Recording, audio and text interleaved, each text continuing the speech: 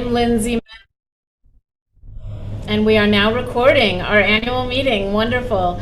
Thank you all for spending the evening with us. Hopefully, this will be one of the last Zooms that any of us do, which is very exciting. We are really thrilled to have the Secretary of State with us tonight, and I look forward to speaking to you a little bit later. You can see our agenda. I'm really delighted and honored to be welcoming Rabbi Aaron Spiegel, who is going to be giving our invocation this evening. Now, usually we rotate the location of our meeting every year as the Jewish community's sort of communal table. We like to go to the different synagogues and agencies. The last couple years we've not been able to do that, but it's given us an opportunity rather than having the host welcome us for the evening. It's given us the opportunity to give that kavod to someone in our community. And I'm delighted that Rabbi Spiegel will be giving the invocation tonight. Hopefully all of you know Rabbi Spiegel, but I'm just gonna do a little bio just in case. Rabbi Spiegel has been with the Center of Congregations for 23 years. That's impressive. He's been running the IT department and pulls together their Congregational Resource Guide, which is absolutely instrumental for faith communities across our state. I know that I've referenced it. He's really been, and he is, an invaluable resource for different faith communities and congregations around Indiana. And he's also authored a book, Synagogues Matter, which he based on his doctoral research. Rabbi Spiegel has been in Indianapolis since 1996. Prior to that, he served congregations in South Florida. He is a trans-denominational rabbi, which means we all can use and take advantage, not take advantage, but leverage and benefit from Rabbi Spiegel. He has a BA in comparative theology. And his rabbinic ordination is from the Rabbinical Academy of Mesivta Adat Walkowsk. He has also a Doctor of Ministry in Congregational Studies from Hartford Seminary. And he's been an incredible lay leader in our local community. He has served as the board chair and CEO of Synagogue 3000, also served as chair of the Indiana Board of Rabbis, was the campus rabbi for Butler for 12 years, and recently, JCRC has been lucky to work even closer with Rabbi Spiegel because he has he was a founding member, along with JCRC, of a new interfaith coalition called the Greater Indianapolis Multi-Faith Alliance, which over the last couple years has been working on homelessness and housing issues, and he's just been wonderful. And so I was really delighted to reach out, and even more delighted that he said yes to opening tonight's meeting with an invocation. Rabbi Spiegel.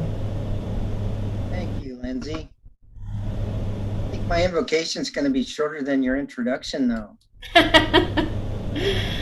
That's not true. Give a rabbi the stage and we don't shut up. Lindsay mentioned Greater Indianapolis Multi-Faith Alliance, GMA, and actually Alex Slabosky is part of that, a big part of that as well. And one of the things I like about GMA is we're really focused on acknowledging each other's differences. It's not the normal interfaith where we try to find ways that we're the same. And other faiths in Judaism see prayer differently. Others believe in intercessory prayer. That is, if I pray for something, it will make it so. And Judaism does not believe that. We don't believe you can change the physical world. Indeed, the Talmud prohibits that form of prayer. I looked it up.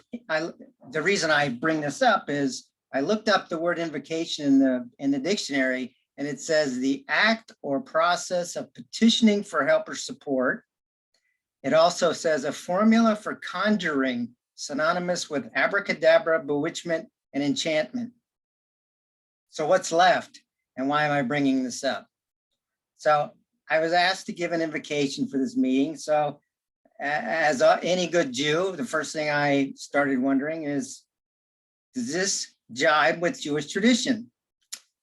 thinking the answer would be no, and I could give all kinds of reasons why we shouldn't do this, but turns out the answer is yes. In medieval Jewish literature, this form of blessing actually came into vogue to acknowledge God's presence in our lives and ask for blessings, realizing, as we do, that asking and receiving are not always related. Like all brachot, blessings, our primary objective is to remind ourselves that there's something greater than me in charge. And to be sure, I have no special power or ability to invoke anything, neither does any other rabbi. We're all B'nai HaElohim, children of God. With that long preamble, here we go. Mekor HaChaim, source of all life, we humbly come together today to ask your blessing on this work we do together. We take seriously the mystics' belief that we are Shutvei Elohim, partners with God in finishing the creation of the world. As such, we recognize and acknowledge that we have a responsibility as Jews to be Or Lagoyim, a light unto the nations, and live lives of service to others. We also acknowledge that all humans are created B'Tselem Elohim in the image of God, whether Jew or Gentile, black or white, male or female, cisgender or transgender, Democrat or Republican, Israeli or Palestinian. We don't have to like everyone, but we are commanded to love and respect everyone. God, you are a mystery, and we can only pray for knowledge of your will for us. We ask your blessings knowing we'll never really know if you give them, but we have clear guidelines in the Torah and Talmud, and you promised that if we followed these guidelines, we would know what to do. Micah told us we were to act justly and to love mercy and to walk humbly with you. Guide us today as we do your work. Chazak, chazak, benit chazek, be strong, be strong. We will be strong together. Venomar, let's all say, Amen.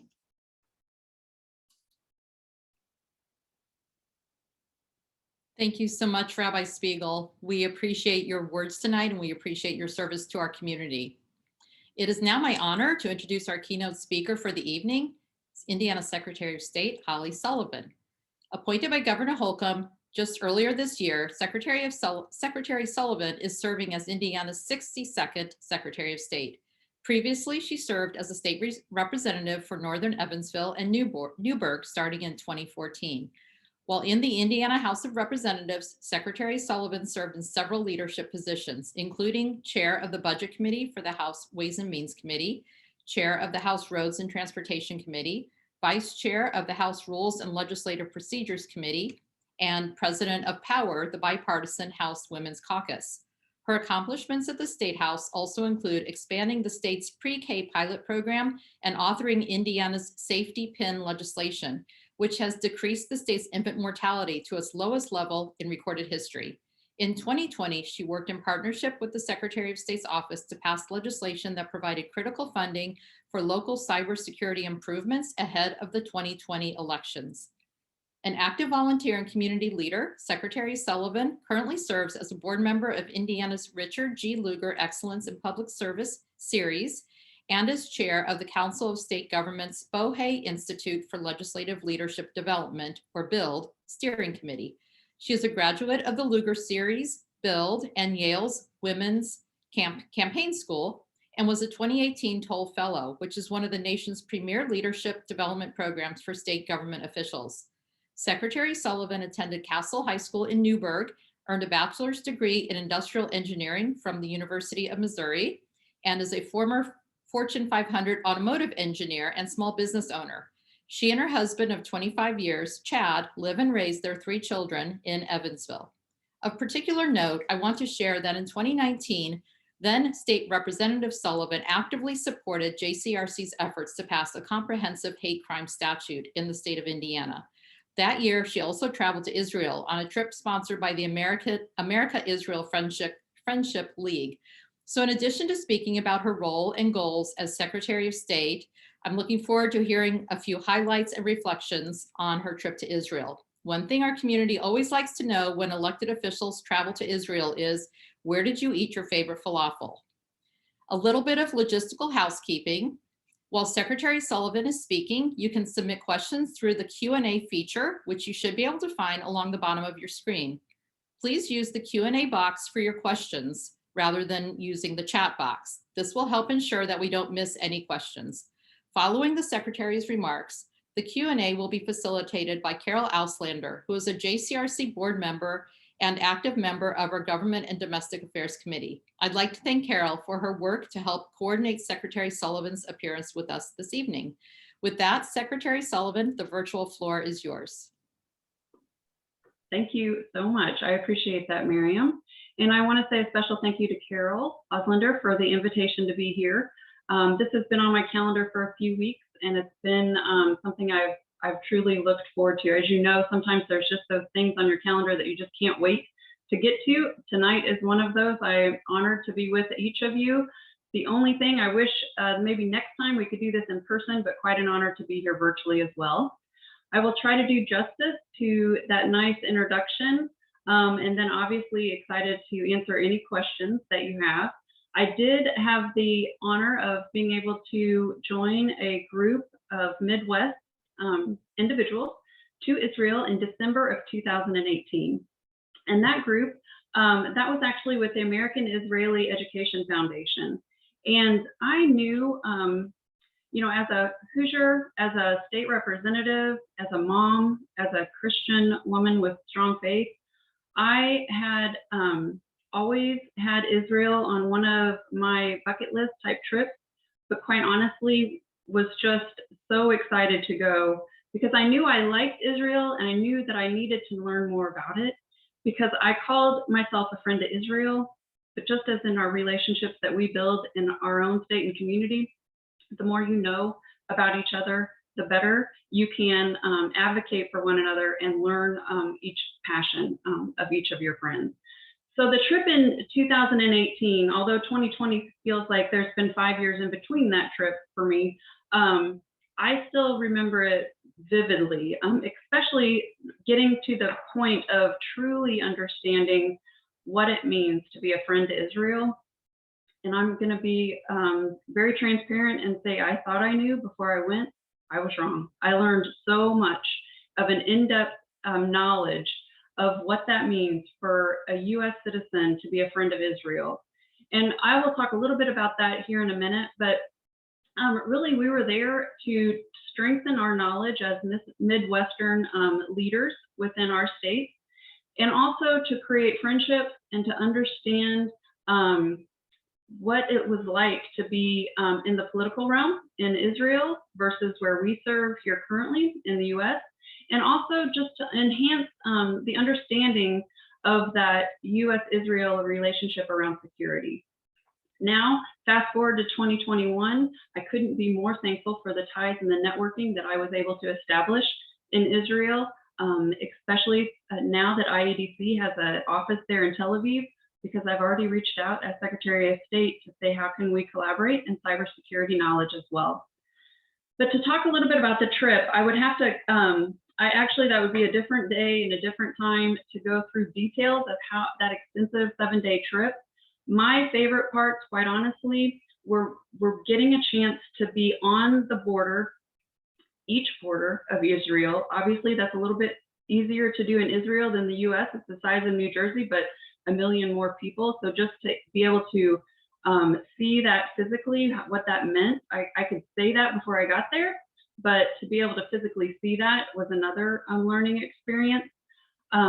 Being able to talk to IDF soldiers at each border and talk to an expert, like a Syrian expert on the Syrian border, being able to, I'm going to be honest, my favorite day was December 14th. We spent 2.5 hours with a brig general, a former director of the counterterrorism unit for the Israel Defense. He was in that position for many, many years. And I learned, I couldn't regurgitate it for you today, but I can tell you my heart was changed for Israel, listening to the history and versus the current situation and what his desire is for the Counterterrorism Bureau in the future. To say that I flippantly would say things in my past, like even some terms that we say in passing, like, well, next we'll just solve Middle East peace. Those things don't cross my lips anymore. That is something I learned is the intricate details of the history of the Middle Eastern region within tribal communities that I did not have the knowledge of before I arrived at that meeting. And I learned that being in the US, we are spoiled, and I have taken a lot for granted in my life, even though I purposefully seek opportunities to create relationships, to network, to advocate for others, to build bridges. I still lived in a country where I will never be able to truly fathom what it's like to take my children to a bomb shelter or to rely on a friendship with a country that I haven't been to, with the US, and how those families, those businesses, those entrepreneurials, that startup nation, that country of faith, that military defense, all segments of society rely on the relationships and friendships of their allies, and they're continually under attack. That to me was something that I will never forget. I will always reach out to be a friend to Israel. What does that mean to me now? That means that I will always start the conversation with my friends and neighbors on what it means to be a friend of Israel. Does it mean that we need to go and solve Israel's problems? Absolutely not. Just like I wouldn't want to teach my child that their job was to go out and solve their best friend's problem.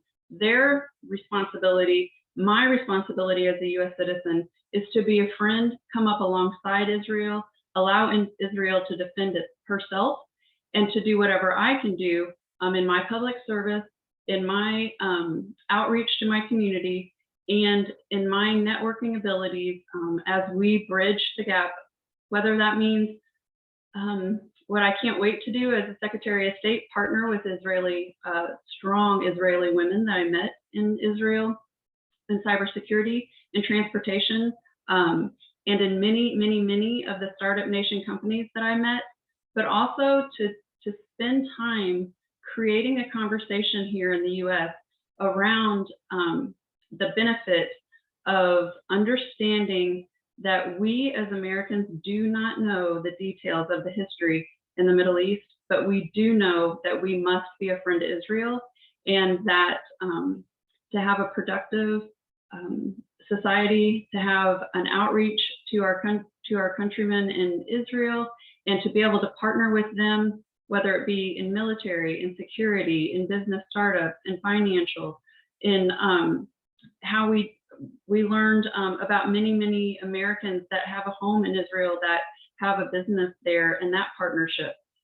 I could talk for hours about that, but really what I come away with is an in-depth knowledge of the borders, the fight that is constantly happening, the political arena there, completely different than how we live in the US. Is it bad, good, or indifferent?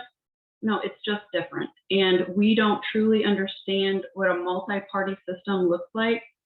As you saw in my bio, and as I listened to Miriam read it, some of the things that make me excited to hear, like the Power Coalition, which is a bipartisan group of women, and how we got to work together and build bridges there.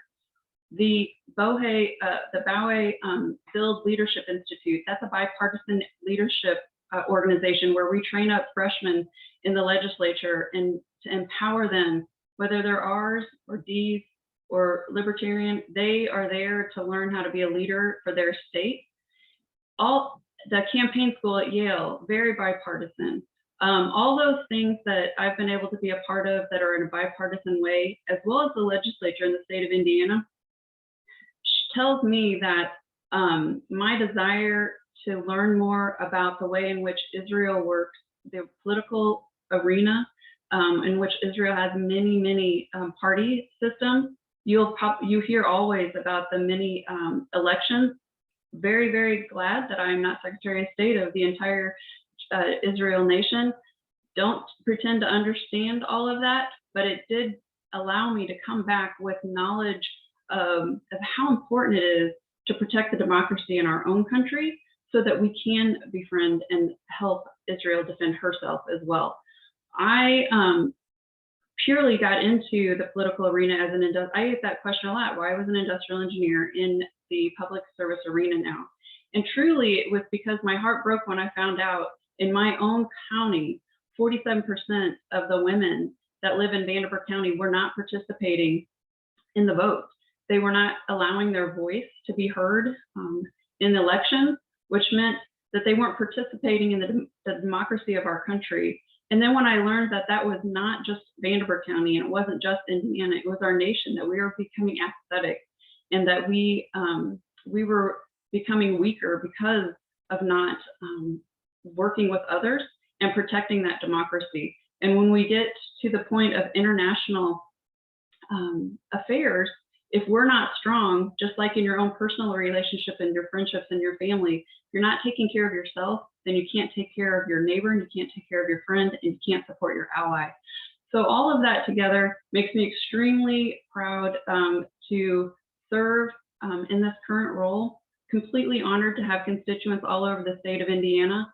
Just as in my trip to Israel, as I got to meet the people, especially the women that I met in IDF, 18-year-old women working in the military there, brought a whole different perspective to me on the strength and the vigilance that that country lives by. And personally, I didn't see that strength and that strong desire even in my own home community. So I wanted to bring back that and to start even working harder to grow up the next generation of leaders in our own country so that we wouldn't fail that next generation of leaders in the Israeli country. I think the next thing that I was asked to share is just a little bit of background, and I can answer more questions about my trip as well, but background about me and my appointment to the Secretary of State's office. When I was in the legislature, like Miriam said, I had the honor of the budget subcommittee chair. That was great joy to me. It was a lot of fun. But one of the reasons for that is I got to travel the state. I met with all of the higher ed institutions across our state. I met with many business owners and local elected officials. And as I did that for the last 4 years, my family would tell you that's when my decision to be able to do something bigger for the state of Indiana started to unfold. I fell in love with the state of Indiana. I got to know the state of Indiana, and I could not be more excited to have constituents all over the state of Indiana. Much like my trip to Israel, I liked Israel, I knew Israel, but after I got to travel all over the state of Israel and the country of Israel, and to be able to be at each border and to be able to meet the military, and to be able to meet the startup nation entrepreneurs and meet the political arena and talk to a mom on the Gaza Strip, those things solidified my love for Israel as well. So a little bit about my time in the legislature. I partnered with the Secretary of State's office for the last 6 years. I got to know the team there. We have 63 employees in the Secretary of State's office. All 63 are staying, so the transition has been very smooth because of that. Connie Lawson, our prior Secretary of State, did an amazing job putting together that team, and they have served our Hoosiers very, very well, and that well-oiled machine will continue to serve you just as it has in the past years. The priorities, I want to make sure, if you hear nothing else from me, that you know my top priority is continuing the security and the transparency and the freedom around the Indiana election process. I will also be focused on our business services division, our auto dealer services division, and our securities division, which I'll talk about here in just a little bit as well. I'm excited to bring an engineering skill set. So if any of you are engineers or you're raising young engineers, I hope that you would too encourage them to run for office. We need problem solvers in office instead of solutions looking for problems. We need people that bring processes to help develop people. And that's why I would encourage you, if you're an engineer, this is your call to action, to please run for office and join me.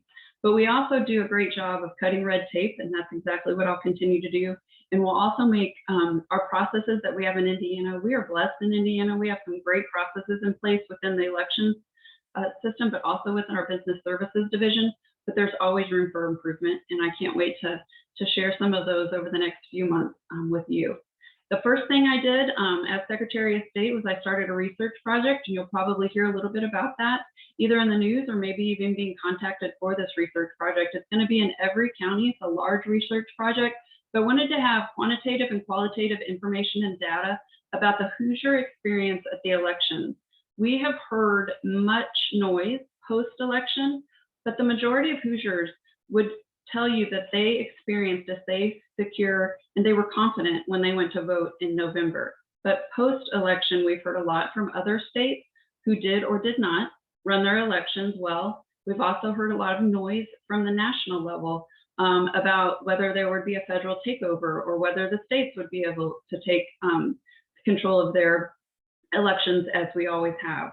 So all of that together has produced some confidence issues within our voters, and we want to protect that. So we're doing a research project to understand exactly where Hoosiers stand so that we can put a messaging campaign together to meet Hoosiers where they are and to build some bridges and to educate Hoosiers on what our election process is here in the state of Indiana.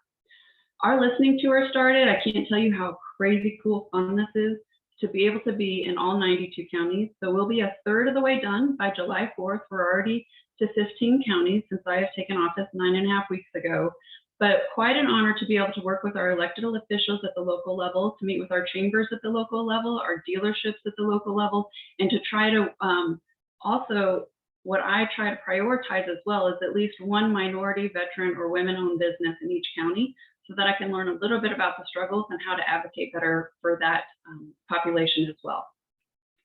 So we're collaborating. We're growing the collaboration with our local elected officials.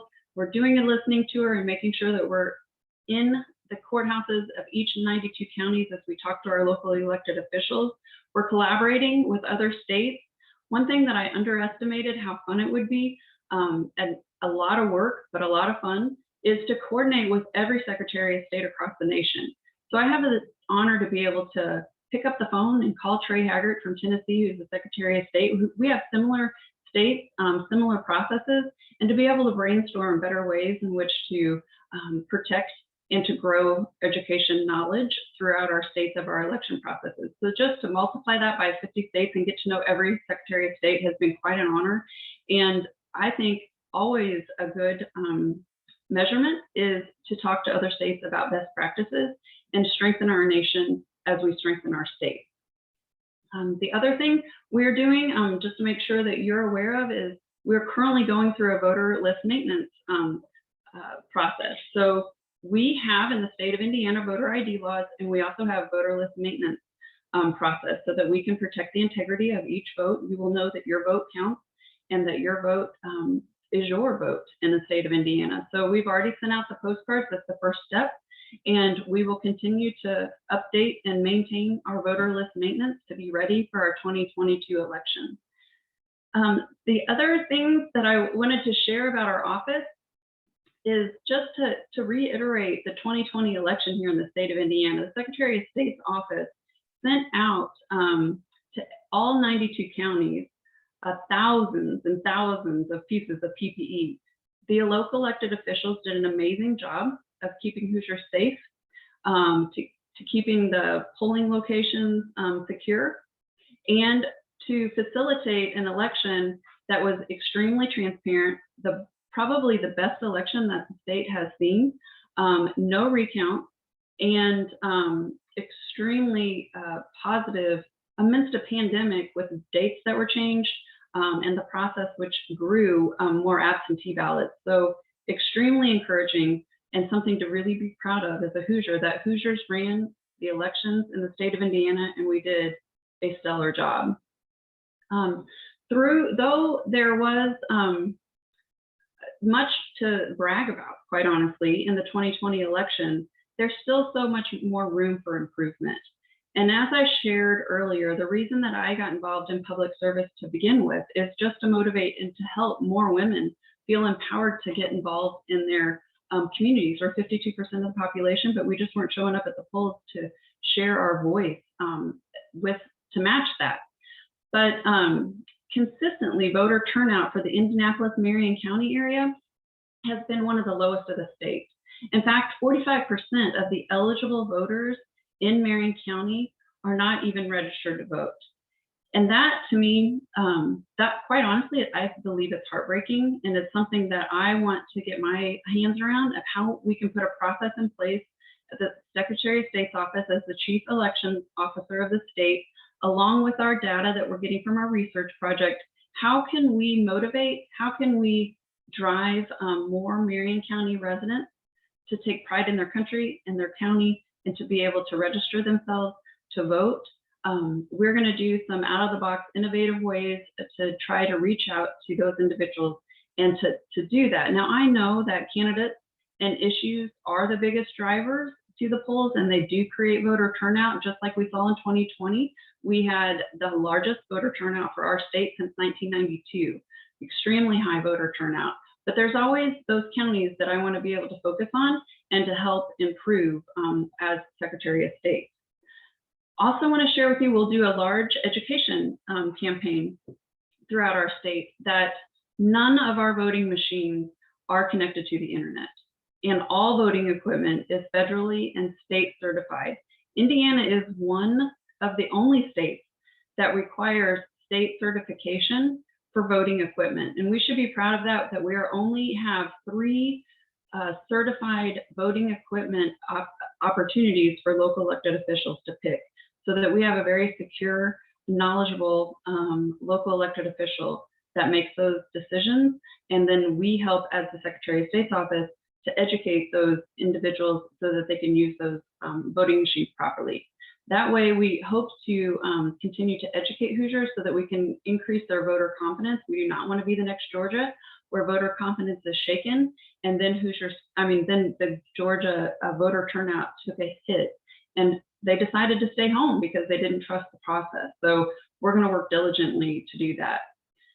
But truly, the biggest thing that you and JCRC can do is to spread the word and to encourage your friends, encourage your neighbors, encourage your communities to please register to vote. And you can go straight to indianavoters.com for a very easy tutorial on how to do that. But just as I commit to share my friendship and my love of Israel to my friends and neighbors, I also commit to strengthening the U.S. by encouraging people to take part in our elections, our democracy. And I can answer a little bit more about the office, but didn't know if you want to spend more time on Q&A. And I see Carol, so I bet it's Q&A time. Well, thank you, Secretary Sullivan, so much for those remarks and truly for being such a advocate and a friend and an ally to Israel. You not only talk the talk, but you walk the walk as well. And if anybody sees you on social media, she has posted everywhere about how much she stands for Israel and is a friend and an ally. So we can't thank you enough, and thank you for your remarks today. We really appreciate you joining us tonight, and we look forward to continuing our work with you in this new role. We're very excited for you, and I'm very privileged not only to be to have you as a dear friend, but also to moderate this Q&A with you today. So just as a reminder to everyone joining us this evening, please type your questions in the Q&A box, which is all the way on your far right-hand side. We've had a couple come in at the bottom of your screen. Do not use the chat box, use the Q&A, because we don't want to miss any of these questions. And I can't promise that we'll get to all of them, but we're going to try to do our best as much as we can. So we've been monitoring these questions, and we're going to get to some of those right away. But as Rabbi Spiegel said, you give a rabbi a mic and they can go on, and you give a lobbyist, a registered lobbyist a mic, we can go on as well. But I would be remiss not to create a civics lesson for everybody that is here on the call. Can you talk to us, and you spoke to a little bit about this in your remarks about your role as Secretary of State, but for those that may know what the Secretary of State at the federal level is, it's very different here in the state of Indiana. So can you talk to us a little bit about the different divisions and Yes. what your role is specifically here in this state? Absolutely. And I think this is probably one thing that most Hoosiers don't know is all of the aspects in which the Secretary of State gets to work. And it is really exciting. So to me, especially, to see the Business Services Division. The Business Services Division is the InBiz portal. So if you own a business, if you work in an industry where you investigate other businesses that you might want to be able to invest in, if you're an entrepreneurial and you're trying to find funding partners, you've probably been on InBiz portal. It's what we call the one-stop shop for Indiana business owners. And we come along and partner through the portal with our business owners to keep all the businesses in compliant with state and federal law. We are known nationally as a model, but what is fun about the Business Services Division for me personally is that was a piece of legislation in 2011 carried by my predecessor as State Representative Suzanne Crouch, that is now our LG. She created the InBiz portal, and now to be in the Secretary of State's office, watch it have 70 online services that help business partners across the state of Indiana, and hear about nationally how other states are trying extremely hard to be like Indiana, as well as an engineering standpoint. I can't wait for next session to put some legislation together to cut even more tape for business owners across the state, and to really use that portal to help amplify women, minority, and veteran-owned businesses as well. The others are the Auto Dealer Services Division. So if you've ever had a paper tag on your plate, as a plate on your car or your watercraft or your RV, all those plates are created by the Secretary of State's office. We license every dealer in the state of Indiana and help them to comply with state and federal regulations. One thing that I'm really proud of in the Auto Dealer Services Division that makes us unique in the state of Indiana is that we are one of the top 5 manufacturing states, automotive manufacturing states, which also means a lot of their suppliers are here. So they have a strong economic impact in the state, but also our dealers do too. Most of you know the name of your dealer in your community and all the ways in which they make an economic impact in your community.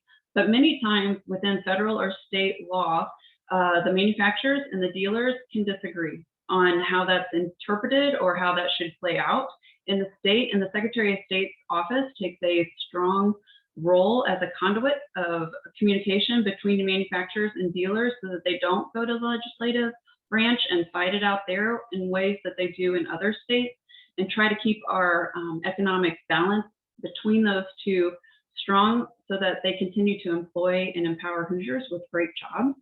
The other one is the Securities Division. So that's investigating all white-collar crime in the state of Indiana. We partner with the FBI and the Federal Cybersecurity Investigative Unit. That was a new aspect to me. It's really cool. The security clearance was not, so still trying to fill out that paperwork. It's very in-depth, but to be able to partner in a state with that, even the federal government knows is a leader in the way in which we conduct business. That's also going to be very, very relevant coming out of a pandemic.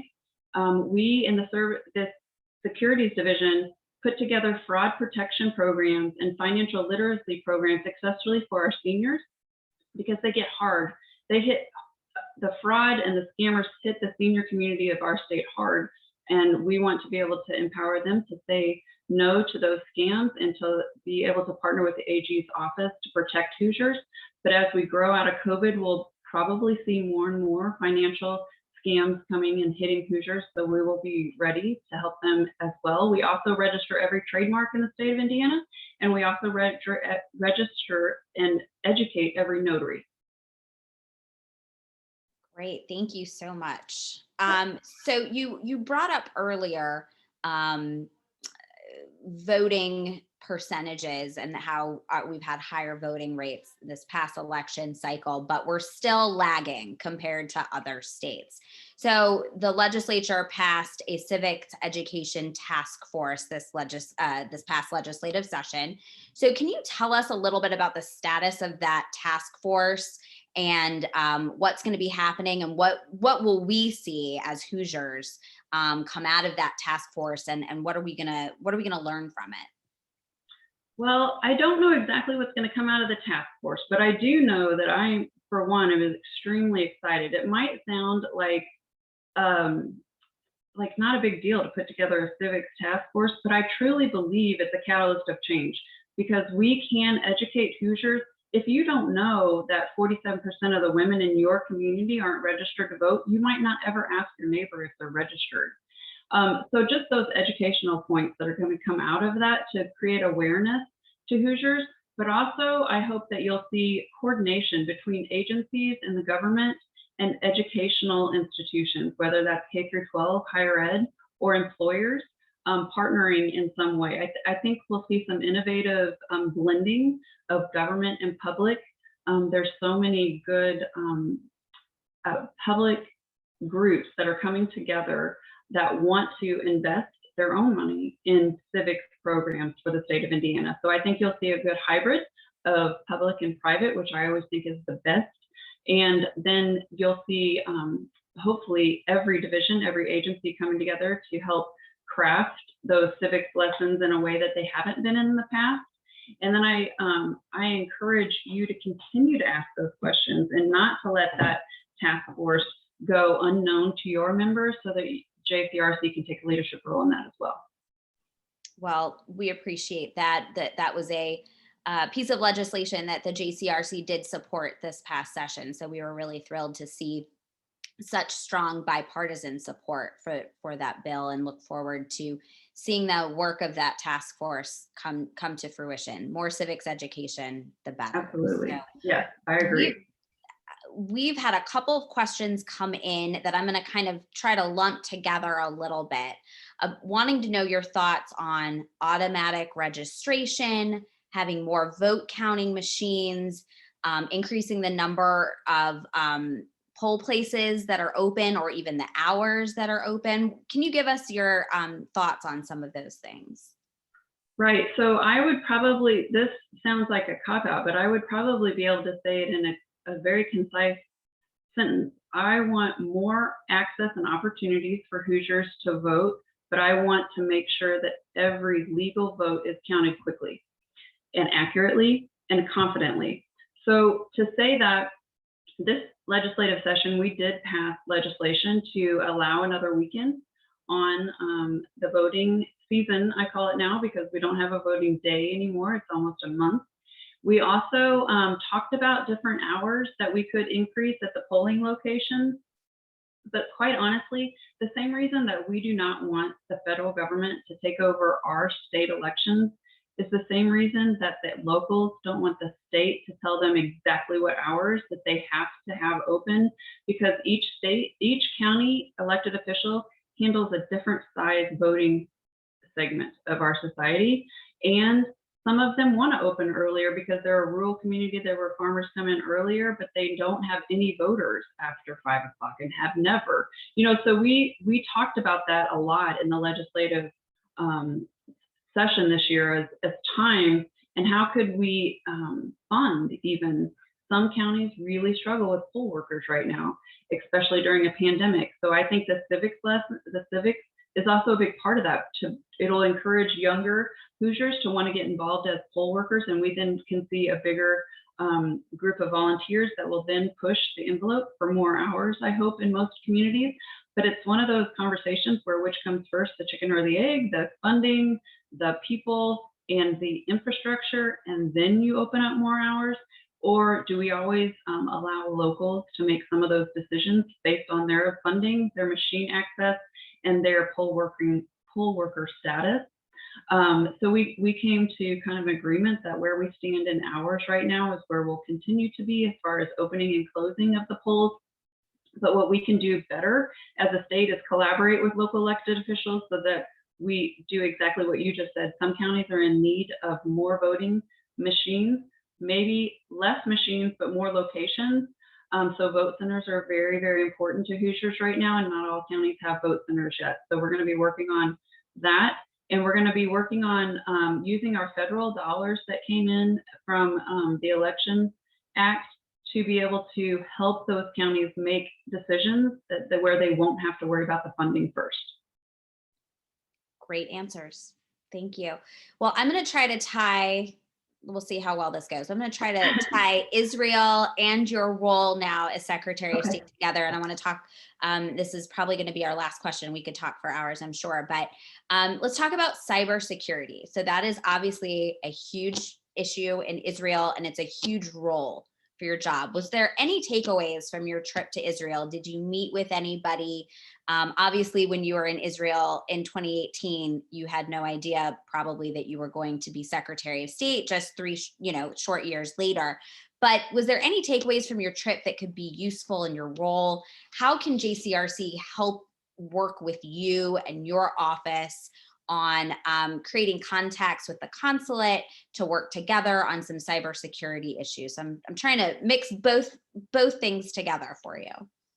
No, I think that's an important question. And one thing that I learned in Israel that was a takeaway, but I had no idea this was how I was going to be using this takeaway, is that when I met with so many companies, I mean, I read the book Startup Nation and I understood that Israel is a startup nation, but I did not quite understand that there are multiple businesses that are just landlocked because of the size of Israel, size of New Jersey, or the population, right? So they're saturated, their markets are saturated with new companies around cybersecurity, and what those individuals are learning, because they do all filter through the military and what they learn throughout the military, and then they want to spin that into a company after they leave their military service.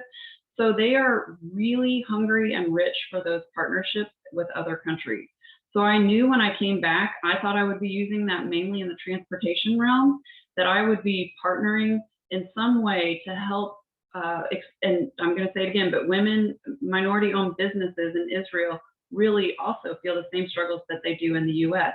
So I wanted to partner our Indiana companies with the Israeli companies there that needed that growth network that we could provide for them, but we didn't have the infrastructure that Israel has and the knowledge of that military defense and cybersecurity.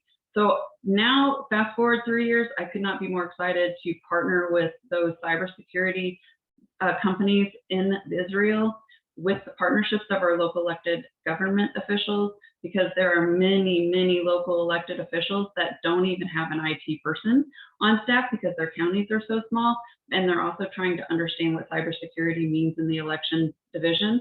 So now we can take those partnerships with our Israeli created companies and allow them to get the people and the bandwidth over here to grow their companies, because they're kind of locked and they can't grow in their own country. So it's actually a win-win for Israel and for Indiana. But I also think it's going to be strong lessons learned for us on things that they have learned through their military experience, but also their elections experience. They run a lot more elections than we do, and they're secure. And also the communication to all the different areas within Israel. We will learn a lot in the state of Indiana of how to communicate better with our local elected officials in rural and in urban areas as we educate them on what cybersecurity means for our elections. Thank you. Well, unfortunately, we are running short on time, but I just, on behalf of the JCRC and personally myself, Jewish Hoosiers throughout the state, thank you, Secretary Sullivan, for being with us tonight and for giving us so much of your time and giving us a great civics lesson on what it is that you do. Congratulations on your new role. And again, thank you so much for not being such, for being such a strong supporter of the JCRC and the work that we do here in the state, but also for your important friendship and allyship with the state of Israel. So we can't thank you enough. Thank you. And I will now turn it back to Miriam Dant, who will share her president's report. Thank you, Carol. Thank you. For facilitating the Q&A tonight. And Secretary Sullivan, we're so honored that you joined us tonight. Your appointment as Secretary of State is really one of the highlights of 2021, and we're very excited to have this opportunity to work with you in your new capacity. Thank you again for joining us tonight. Oh, it's an honor, Miriam. And I didn't, usually if we're in person, I get to mingle with all your members. So if somebody has a question or needs something from the office, just email me and I will make sure we follow up. Thank you for that offer. Yes. So to begin my second year of providing the President's report to my laptop screen, While it's nice to have my dog and cat at my feet, I very much look forward to starting to come together live and in person soon. I want to start my remarks by thanking our Jewish community leaders and clergy who are with us tonight, and I apologize in advance if I miss anyone. Beth Clapper, Jewish Federation President, Gigi Felsher of the Jewish Federation, Eric Kohler, CEO of the JCC, and Brian Modiano, Board President, Lori Moss, Director of our Jewish Family Services, and Barbara Herman, the Chair of JFS, Rabbi Bruce Pfeffer, and JCRC past President Henry Ephraimson. When I think about the last 12 months, I usually start by bemoaning the things that didn't happen. The gatherings with family and friends, the vacations and events, working in the presence of live colleagues. But when it comes to the JCRC over the last 12 months, I'm absolutely astounded and bursting with pride to think of all of the things that did happen despite the unprecedented challenges.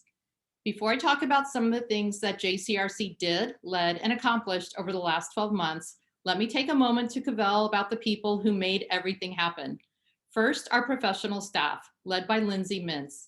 Lindsay's passion for Israel and all things Jewish is unmatched and benefits our community in many ways that we all see, but also in so many behind the scenes, setting the stage kinds of ways. Lindsay, I can't thank you enough for your strong leadership and dedication this past year. It's been exciting to watch David Sklar and Aaron Welcher expand and pivot their roles to meet the challenges of the last year, resulting in a stronger presence on all forms of media, a new level of communications with our elected officials at all levels of government, and the development of creative, impactful ways to connect with our interfaith and intergroup partners and our own community during the many challenges that confronted us. One of our newest staff members, Amber Mays, comes to us already well-renowned for her expertise and impressive work on genocide prevention, as well as Holocaust education. And our newest staff member, Robbie Alder, is already hard at work supporting our student programming, which will become even more important in the days to come. JCRC's executive committee, which includes our officers and committee chairs, have devoted countless hours, volunteer hours, to our work, cutting into their work days and their time with their families, often going late into the evening and starting early the next morning. You all have my utmost respect and gratitude for your wisdom, wordsmithing, thoughtful debate, and dedication. Our board of directors has been asked to consider and take action on some of the most impactful matters that our JCRC has dealt with in years. Our board composition of at-large members and representatives of Jewish organizations and synagogues has allowed us to reach as broad of a consensus as possible on the issues that have come before us, with a level of respect for differing views that should be a model for other organizations that regularly deal with divisive issues. And of course, JCRC has been able to keep moving forward during the pandemic with the steadfast support of our Jewish Federation of Greater Indianapolis, not only financially, but through our partnership with Federation's leaders. Thank you to Federation's lay leaders and professional staff for your ongoing and strong support. Despite the pandemic restrictions that caused JCRC to shift all operations and programs to virtual and remote, we represented and led the Jewish community through a dizzying series of difficult emotional issues and events. Last summer, we were called to respond to racial unrest and protests around Indiana. Deliberations by our professional staff and our executive committee, many hours of behind the scenes discussions with individual board members, and a special board meeting solely devoted to the subject led us to adopt our principles on racial justice and equity. I have truly never been so proud to be part of this organization and this community as I was after that board meeting. Our principles were signed onto by Jewish organizations and synagogues all around Indiana and have guided our work on racial justice and equity, which is an area that JCRC has been a leader in since our founding nearly 80 years ago. As always in the last year, JCRC worked closely with elected officials at all levels of government. We hosted a State House Candidates Forum last fall, created and led the Multi-Faith Coalition for Civic Engagement to promote civic involvement leading up to the 2020 election, communicated the Jewish community's position on bills in Congress and the Indiana legislature, and worked closely with the Indianapolis City County Council on housing and other issues. As evidence of the beneficial relationships we've built with our elected officials, State Representative Greg Porter, who is Black, wrote a powerful statement of solidarity between the Black and Jewish communities after neo-Nazi activity surfaced. Just last week, I had meaningful conversations with 2 state legislators that also are other examples of the work that JCRC has done. One was with a Black state senator who traveled with us a few years ago on one of our Washington, D.C. legislative missions. She asked me great questions stemming from what she learned at the Holocaust Museum and from our speakers in D.C., and expressed her support for Israel and for our entire community during these difficult times. Another conversation was with our Muslim state senator, who expressed solidarity with our community as we shared concerns about both Jews and Muslims living in Israel and facing prejudice right here in Indiana. Our responsibility to our community also means that we call out statements by elected officials when needed. Our reputation and our approach put us in the position earlier this year to have a very productive and enlightening conversation with a state legislator whose social media posts had concerned our community. Sometimes, however, despite our sustained and strong efforts, an elected official's remarks are so counter to our interests that we have to publicly speak out, as we did earlier this month in response to Congressman Andre Carson's misguided and divisive statements and actions about the Hamas attacks in Israel. We will always stand up and speak out on behalf of our community, even when the circumstances make it difficult. A strong lineup of remote programming allowed us to reach a diverse audience and host some fantastic speakers in the last 12 months. For example, we hosted the American Jewish Committee leadership for a very successful event for our entire community about the important work of AJC and how Indy JCRC partners with the organization. We hosted several JCRC Talks programs covering topics such as racial disparities in healthcare, the state of philanthropy during COVID, featuring our own Jewish Federation at that program, a discussion focused on elections, and a program sharing the results of our Jewish community opinion survey. And in lieu of our annual in-person State of Indiana Holocaust Remembrance program, JCRC produced a remarkable and meaningful pre-recorded program that was watched by tens of thousands of people. Our JCRC has talked over the years about how to increase our impact around Indiana, and the remote programming dictated by COVID allowed us to reach Jewish community, lay, and professional leaders around the state. We also enhanced our statewide impact by obtaining sign-on from Jewish organizations around the state for our letter expressing support for the Asian American Pacific Islander community in the face of hate crimes against them, support for the International Holocaust Remembrance Alliance definition of anti-Semitism, and a statement on democracy. After many discussions about how to most effectively engage and communicate with our community on Israel, we started earlier this year recruiting and engaging a diverse group of community members whose knowledge about and devotion to Israel has allowed that group to become a meaningful sounding board. For example, following a series of misstatements about the administration of the COVID-19 vaccine in Israel, our Israel leaders helped our staff develop a backgrounder on Israel's policy of providing the COVID-19 vaccine for Palestinians. Our Israel community experts were also our first stop as news of rocket attacks by Hamas in Israel started to emerge. As you can imagine, the conflict in Israel has been our #1 priority during the last several weeks. The tension and concern for the Jewish state has affected each and every one of us.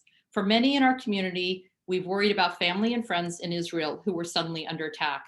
When the attacks first escalated, my thoughts immediately turned to my 3 trips to Israel, to the communities I went to that may have sustained damage, and to the people I met whose daily lives and activities were being dictated by whether they could get to a bomb shelter on time. During my December 2019 trip to Israel on the Jewish Council for Public Affairs leadership mission, we stood along the narrow Gaza border and heard from IDF soldiers who protected Israel from sometimes daily attacks by so-called civilians on the other side of the border. We heard from an organization formed by women living on both sides of the border who worked as a community to build peaceful relationships. It is impossible to come home from an experience like that without a profound recognition of the daily tension and to empathize with Israelis as to what it was like during the last few weeks. All of these experiences reinforced to me how important it is for our JCRC and our entire community to stand up for Israel. We have done that this month in several ways. We issued a strong statement condemning the violence from the Hamas rockets, which stated that we stand in solidarity with Israel and unequivocally support Israel's right to defend itself. We hosted 2 briefings by the the Israeli Consul General to the Midwest, one for the community as a whole and one for elected officials.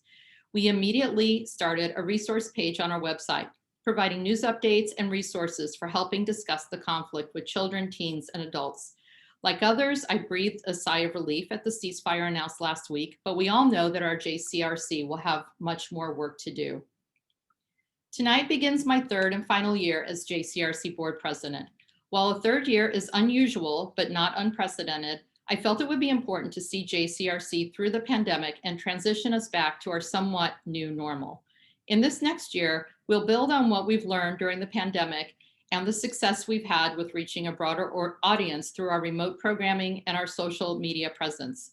Our top priority will be to step up our efforts to combat anti-Semitism, which were already increasing, but have now taken on a new life in the wake of this month's conflict.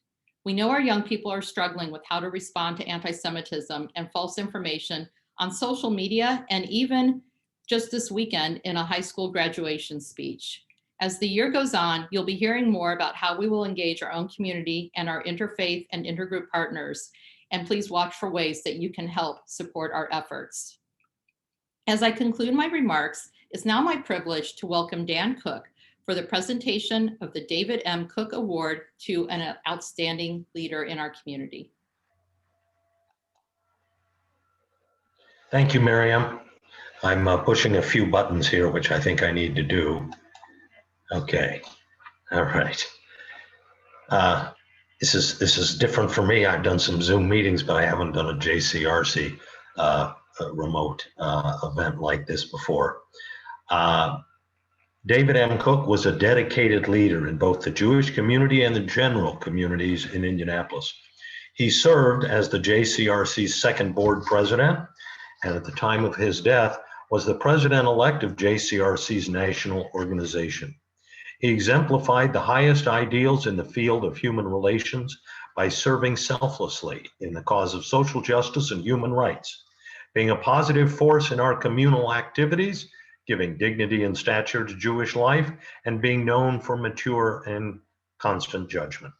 This award is presented to the person who, because of their service to and leadership within both the Jewish and general communities, best exemplifies these ideals. For more than 20 years, Alex Slabosky was Senior Vice President of Methodist Hospital, later known as Clarion Health Partners, and later still Indiana University Health. He was President and CEO of their HMO, M-Plan, and as a result, he was involved in groups concerned with healthcare, including the Alliance of Community Health Plans, the American Association of Health Plans, and the Indiana Association of Health Plans, where he was vice president in 2002 and 3, and then its president in 2004 and 5. For 4 years, he was a member of the MedWise board, the statewide Medicaid HMO board, and then its chair in 2009 and 10. He was co-chair of the Cover Indiana campaign to get Medicaid expansion in Indiana in 2013-14.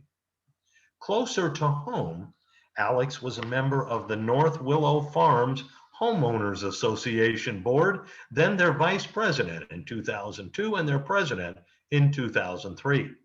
He's also concerned with people without homes. He's a board member of Family Promise of Greater Indianapolis, an organization some of us still call the Interfaith Hospitality Network.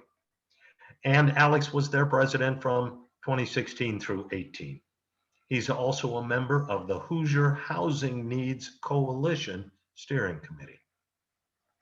In the Jewish community, Alex was a member of the JCC Unity Project, the JCRC Community Engagement Committee, and he continues to be a member of the JCRC Government Affairs Committee.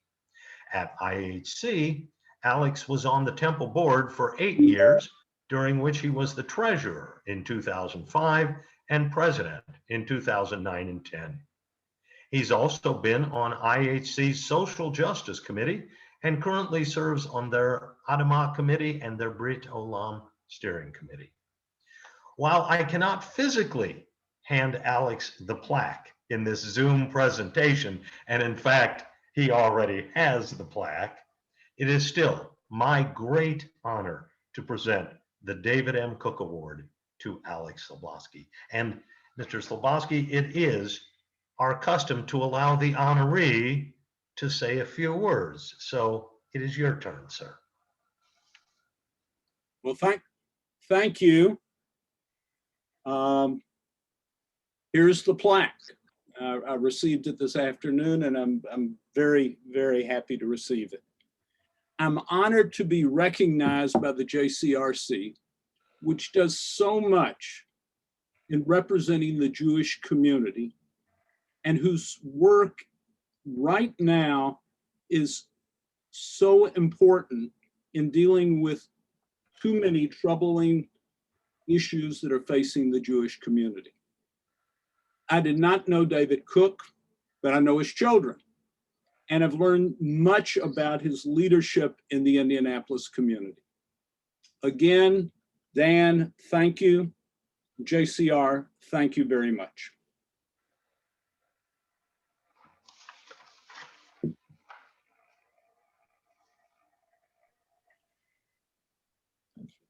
Dan, thank you for presenting the award and to your family for recognizing your father in this important way. And Alex, Mazel Tov. We appreciate your dedication, commitment of time and talent, and your leadership to JCRC and to our community.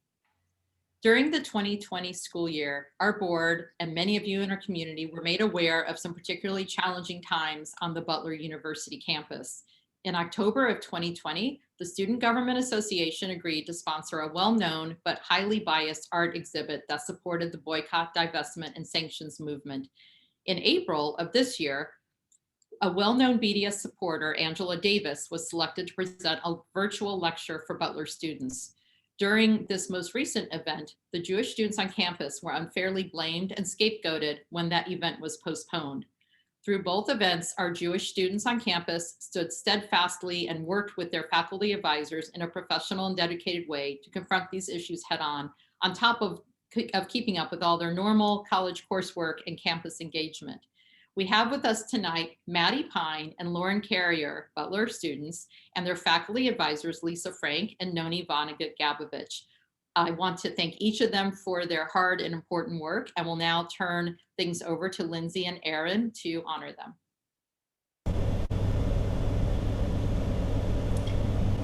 Aaron, I'm gonna let you take it away and express our thanks. Yeah. Thank you to each of you and so many other students who are not named, but really Lauren, and it looks like Maddie wasn't able to join us, but Lauren and Maddie really have carried and sparked, I would say in a lot of ways, Jewish advocacy on Butler's campus. It's both been a great pleasure for me to get to work with them, but also to get to learn from their own leadership. Oftentimes as professionals, we don't get that experience of learning directly from students, but with Lauren and Maddie, it very much is, and it's been a great honor.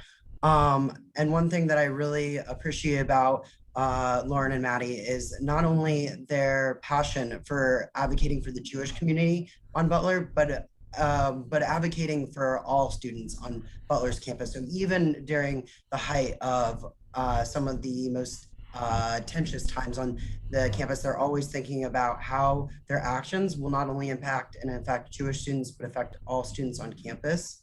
And one example is that they have been working to build some training around religious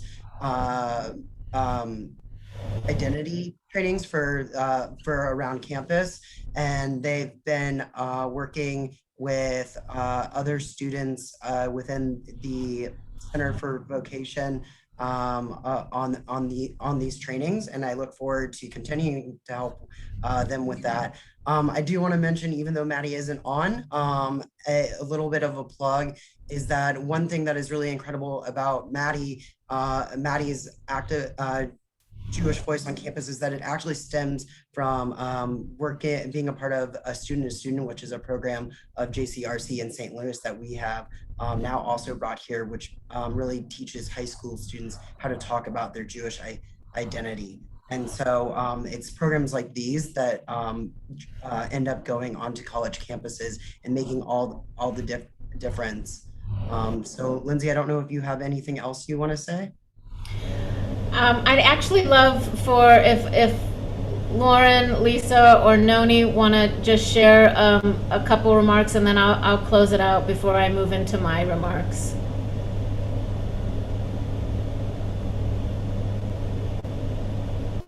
Oh, unmute, Noni. Noni, we can't hear you. There we go. Sorry. Hi, I wasn't expecting to speak, but Elise and I have had, I mean, it was a difficult year, but we have some truly incredible students, you know, from different parts of the country, actually, who, you know, stood up and found ways of communicating their needs and their feelings about anti-Semitism on campus in just remarkable ways.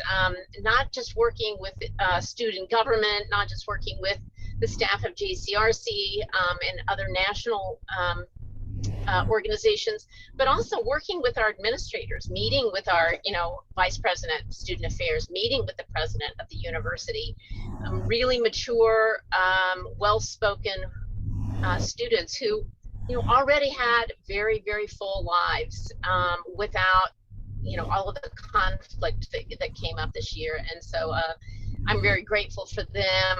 I'm very grateful for Lisa Frank, whose salary actually is supported by the Jewish Federation of Greater Indianapolis. And I'm, you know, as a volunteer with students in Hillel, there's no way that I could have handled all of this without the help of Lindsay and Aaron, and for the students, the Jewish students at Butler University. Yeah, I just want to say thank you so much to the JCRC for the continued support. As a student, you know, the JCRC is like the first place that we reach out to for help, and we, you know, they never fail to give us the resources and the time that we need, whether it's early in the morning or midnight. I mean, I've worked with both Lindsay and Aaron at pretty ridiculous hours, but I'm forever grateful for all the help that we've received from them, and to our supervisors, Lisa and Noni, as well. So thanks guys so much. I think two of them said almost everything that I would say, but we wouldn't be able to have so much of the success and support without the JCRC.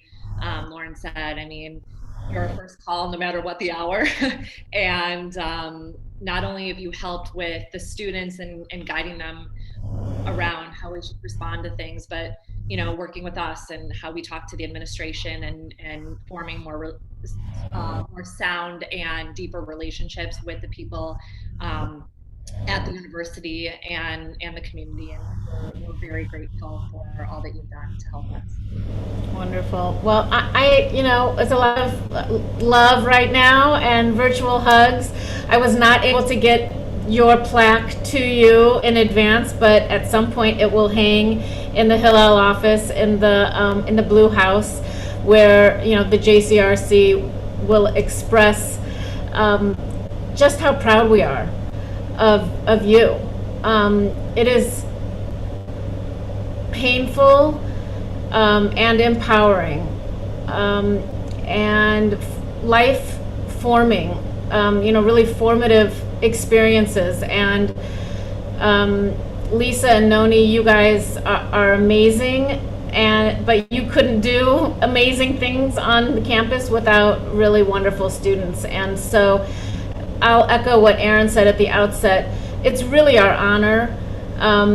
You know, we so desperately want Jewish students, not just on Butler's campus, but all over Indiana, to feel that support, because it can be incredibly lonely and scary when this stuff comes up, and it's coming up everywhere. So we didn't hesitate. We, as a JCRC board, we got to hear in a little bit more detail how the students managed really through the last 18 months. But we wanted to take a few minutes at our annual meeting to really mark how significant your work has been, and it's going to pay dividends for many years in the relationships. And that's really what it comes back to. And that's some of what I'm going to be talking about in my remarks, which is it is relationships. And that's one of the biggest skills that the students, I think, learn is what it means to build empathy for our concerns by showing some genuine empathy for where other people are coming from. And they did that with administrators, with faculty, and for sure with their fellow students. So mazel tov to Butler Hillel, and thank you. And we're always happy to answer the phone at any time. Thank you. So I am going to share just a few remarks, and David is going to pull up a PowerPoint, because we've been listening to a lot of really impressive, wonderful talking heads, but it's also nice to read some things and see some pretty slides.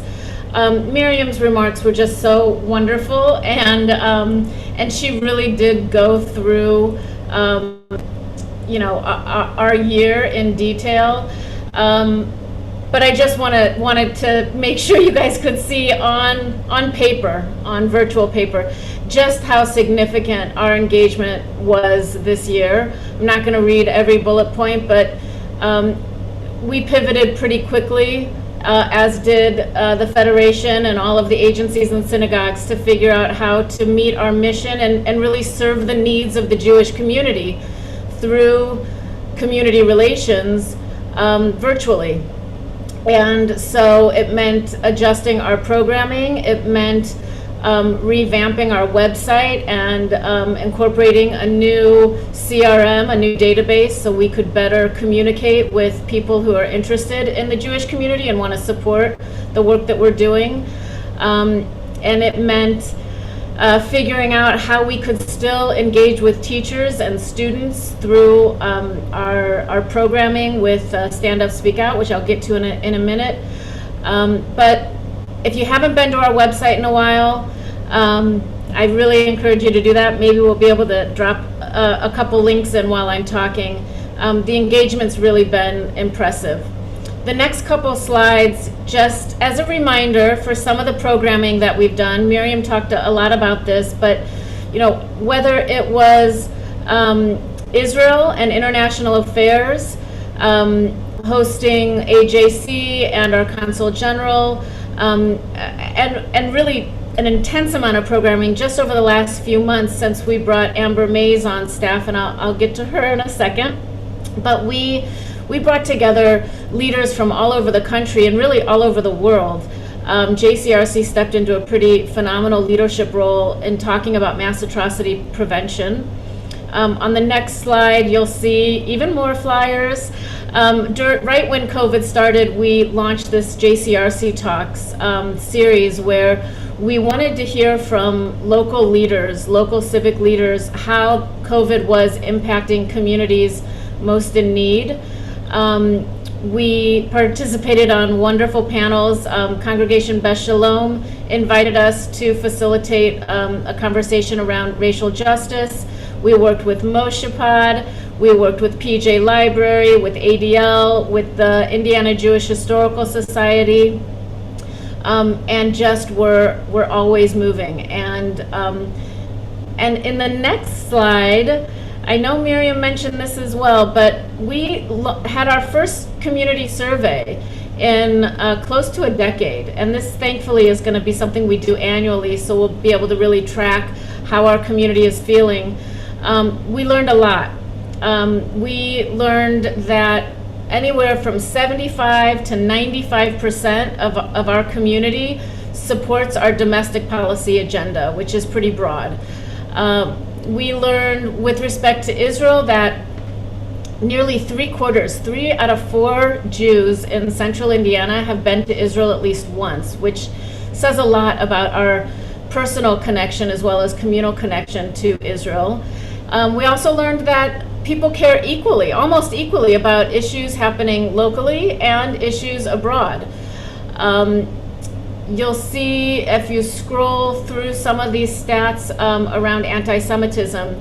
Unfortunately, we weren't surprised, but to see the numbers tick up as they did every decade pretty much, the increase in how people are experiencing anti-Semitism, where they feel like it's increasing, was really stark. I mean, we send, as you know, we collect instances of anti-Semitism from around the state and share them with the ADL, and their reports are always exhaustive. And so we knew that it was increasing in the Midwest at a greater rate.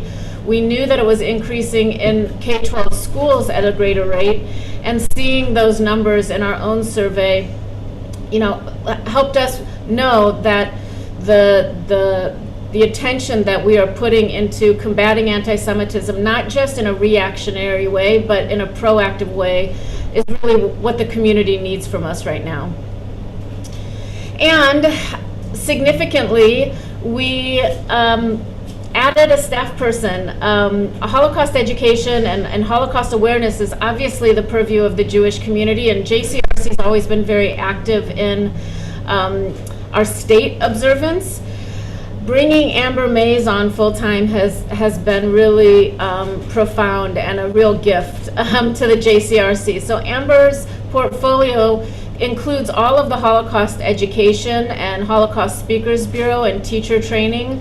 But because she has a degree in mass atrocity prevention, we've been able to respond to what we learned in our survey, which was something like 90% of our community supports the Jewish community engaging in mass atrocity prevention around the world. And so it's not only putting Never Again into action, it's not only reflecting how our Jewish community feels we should be doing, but it's an incredible relationship building opportunity for us, because Indiana is home to one of the largest refugee and asylee populations in the country, and we happen to have a state senator, our U.S. Senator, Senator Young, who is leading on a federal level on all of these issues. So all of these things have come together and really placed the Indy JCRC on a national and even global map for our advocacy. Obviously, I want to spend a couple minutes saying thank you to our supporters. We could not do what we do without all of you, and many of you have joined us tonight. The Federation has consistently granted us an allocation for 79 years, making the Indy JCRC one of the strongest, longest standing and well-respected JCRCs in the country. Everybody should be really proud of that, and also grateful to the Federation annual campaign, which is critical, obviously. Oh, go back. I know you want to move me along, David, but I have to just say thank you to our 40 plus members of the community who have indicated they will be after lifetime gift to JCRC. We are taking donations through our website, which we just put up a donate now button, and amazingly, people, when they join our programs or read our posts or access our resources, those $18 and $36 donations really add up. But really the significant support for our Stand Up, Speak Out program through our Combating Anti-Semitism Fund, I have to just thank Steve Jacobs, who has been an incredible booster and supporter, and for bringing along some of his close friends like the Weinbergers and the Rothbaums, who've made really significant gifts to ensure that we are able to have a staff person running programs that help young Jewish teens, adults, and their families be proactive in how they understand and address and confront anti-Semitism. Okay, David, and now I want to just spend a minute.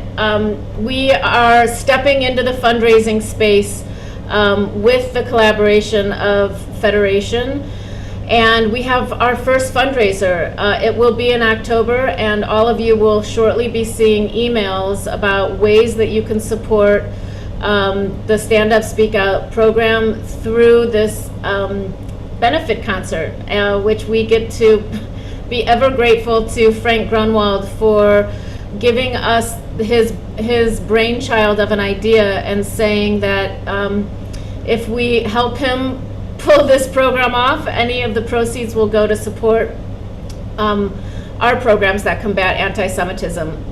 So you'll be hearing about that, and it's really exciting. It's also, as I said, JCRC's first fundraiser, so we're hopeful to have your support as donors, as sponsors, and as attendees to the event. Thank you, thank you, thank you to all of our special guests tonight, to the executive board and the entire board of directors. The executive board not only meets every single month, in addition to our full board meetings, but they are on speed dial, on WhatsApp, on text, and are with JCRC staff every step of the way as we encounter the world around us and try and meet the challenges with a Jewish voice. None of this would be possible without an incredible team, and our professional team is so not just talented but committed. I can tell you that over the last couple weeks, this was the first conflict in Israel that 3 of our 5 staff had been on staff for, and the hours and the attention, sometimes through holidays and certainly evenings, it's really a testament to not just our Jewish community, but I think the power and the promise of what community relations can do in order to keep the Jewish community safe, and that's ultimately at the core of our mission. All right, I am going to be turning it over to Steve Clapper here in just a minute. Although none of my family is on tonight, I do want to say thank you to my family. They're at a baseball game and helping with the dogs, as you saw. But I personally, as I enter my 10th year as executive director, wouldn't be able to do this work without the support of my husband and my kids. And I also want to say thank you to my sister Debbie, whose partnership is absolutely critical in the work that I do as an individual professional, and as JCRC continues to collaborate with Federation staff to make sure that all of these programs are successful. Steve, as our immediate past president, which you now get an extra year as immediate past president because Miriam so gracefully offered to do a 3rd year, you get to tell us about our board for the coming year. Thank you. Thank you, Lindsay, and good evening, everyone. It's my honor to present the nominating committee report. First, I'd like to thank Shelby Anderson, also a JCRC past president, for joining me in the important task of securing this slate of nominations. The slate has been approved by both the executive committee and the full JCRC board before coming before the entire community tonight for approval at our annual meeting. First, I have the honor of thanking our only outgoing board member tonight, Todd Katz. Todd is completing a 3-year term, which followed several 1-year terms as an honorary board member. So thank you very much, Todd, for serving on the JCRC board and for adding your important voice to our communal table. I will now present the report of the nominating committee, which includes slates for at-large and honorary board members, followed by the officers. Nominated for a 3-year at-large term ending in June of 2024 are Willie Ann St. Pierre for her second 3-year term, Jane Morrison for her second 3-year term, and Erin Mundy for her first 3-year term.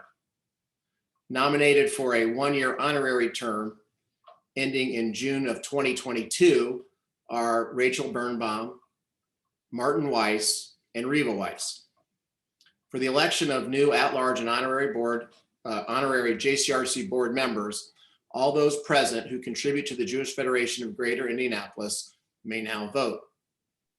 Aaron Welcher, please start the voting poll for at-large and honorary board members. And all contributors to the Federation, again, may vote.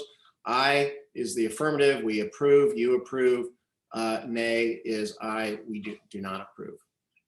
Please vote.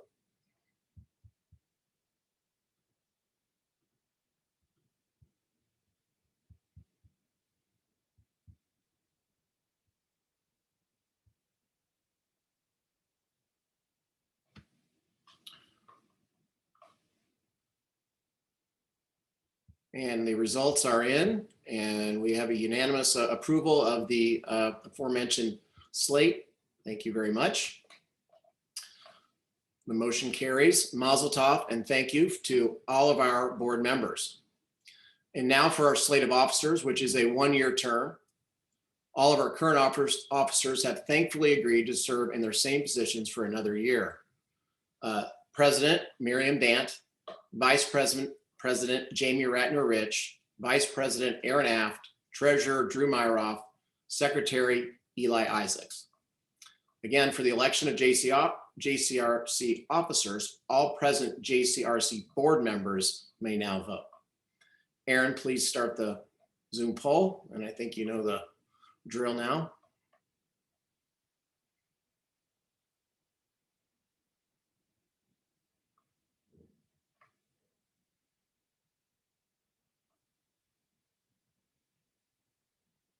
I feel like there should be a clock ticking.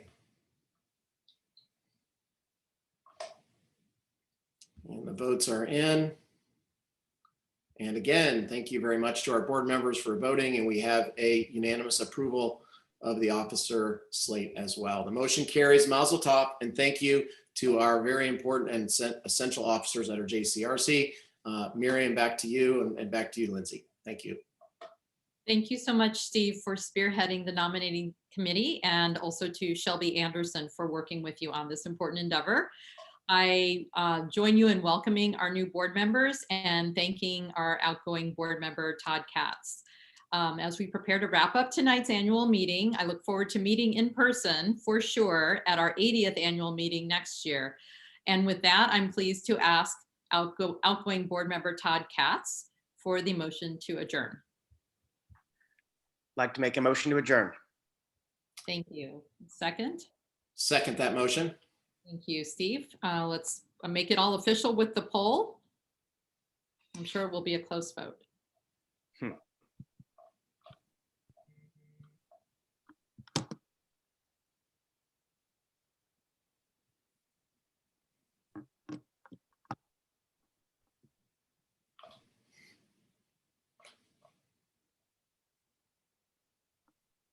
And with that, our meeting is adjourned. Thank you, everyone, for attending tonight. Good night.